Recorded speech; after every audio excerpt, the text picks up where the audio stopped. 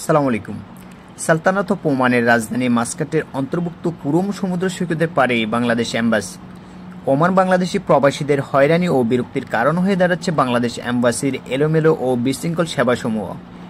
দূর দূরান্ত থেকে ছুটে আসা প্রবাসী ভাইয়ের একটা পাসপোর্টের জন্য অথবা নির্দিষ্ট কোনো সেবা গ্রহণের জন্য কখনো কখনো 8 ঘন্টার উপরে সময় ব্যয় করেও খুবই হতাশাজনক পরিস্থিতির মধ্য দিয়ে খালি হাতে ফিরতে হয়।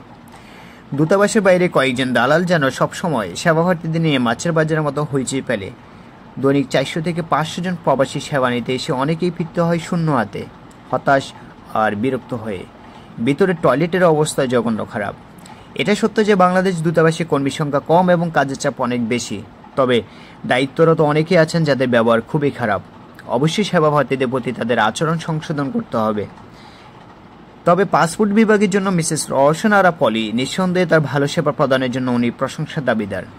এটা মাথায় রাখা উচিত যে অনেক প্রবাসী ভাইয়ের একটা পাসপোর্ট অথবা নির্দিষ্ট কোনো সেবা গ্রহণের জন্য কখনো কখনো 8, 10, 12 ঘন্টা জার্নি করে দূতাবাসে আসে, আবার 8, 10, 12 ঘন্টা জার্নি করে তাকে ফিরতে হয়।